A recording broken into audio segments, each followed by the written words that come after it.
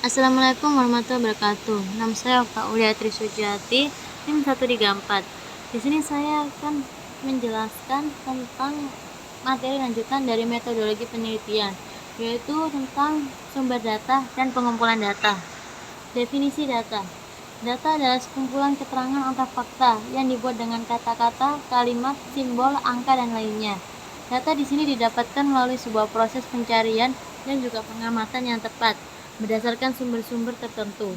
Adapun pengertian lain dari data yaitu sebagai suatu kumpulan keterangan atau deskripsi dasar yang berasal dari objek atau kejadian. Data itu sendiri masih bersifat mentah. Jadi jika kamu ingin memperoleh data yang baik dan akurat, maka sangat penting untuk bersandar pada data yang memang telah dipercaya kebenaran, keakuratan, ketepatan waktu, dan ruang lingkupnya yang luas. Selain itu, karena data memiliki sifat yang masih mentah, maka masih perlu dilakukan pengolahan terhadap data yang sudah kita dapatkan sampai data tersebut benar-benar bisa menghasilkan informasi yang dapat kita pahami dengan mudah.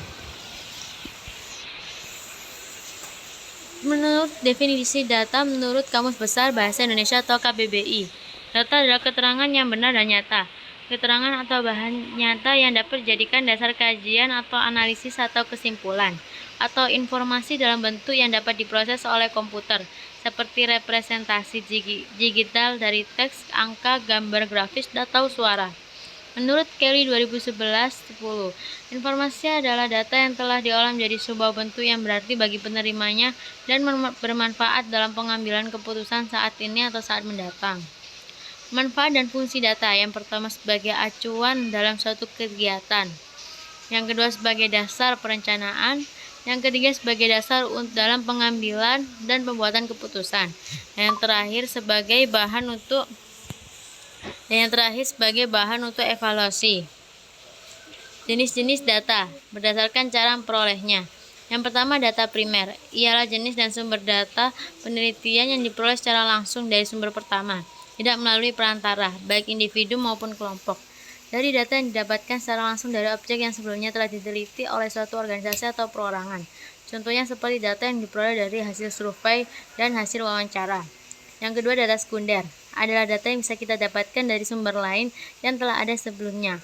Hal tersebut artinya di dalam data sekunder seorang tidak perlu mengumpulkan data secara langsung dari objek yang ingin diteliti. Biasanya jenis data yang satu ini dapat diperoleh dari penelitian sebelumnya yang sudah jadi, baik itu dalam bentuk grafik, tabel, ataupun diagram. Contoh, data mengenai sensus penduduk dan data dari orang-orang yang memiliki penyakit tertentu. Yang ketiga, data eksternal adalah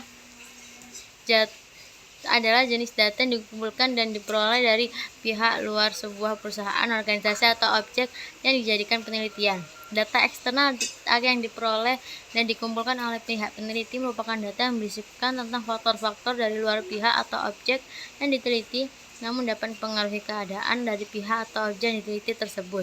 Contohnya data kependudukan di Indonesia dan data penjualan produk perusahaan, serta data jumlah siswa dari sekolah SMP negeri.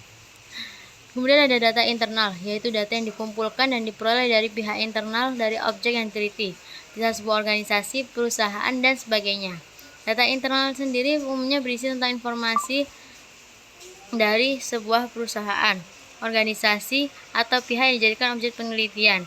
Contoh dari data internal antara lain data keuangan di sebuah perusahaan, data laporan pengeluaran atau pemasukan per periode, data jumlah karyawan, dan data sebagainya yang relevan dengan pihak objek yang diteliti.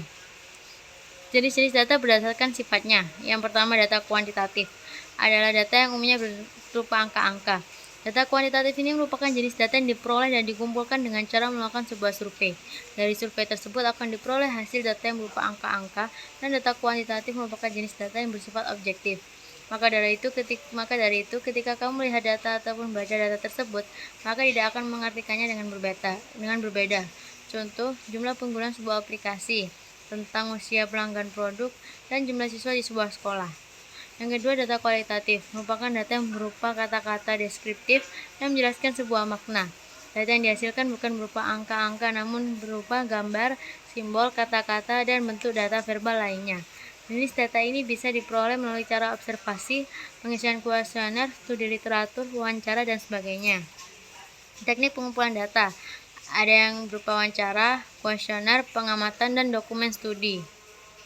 Definisi instrumen penelitian. Instrumen penelitian adalah alat yang dipakai dalam sebuah kegiatan penelitian khususnya sebagai pengukuran dan pengumpulan data. Bisa berupa angket, seperangkat soal tes, lembar observasi, dan lain sebagainya. Jenis-jenis instrumen penelitian. Ada kuesioner, wawancara, observasi, diskusi kelompok terfokus, dan eksperimen atau percobaan. Sekian penjelasan dari saya. Terima kasih. Wassalamualaikum warahmatullahi wabarakatuh.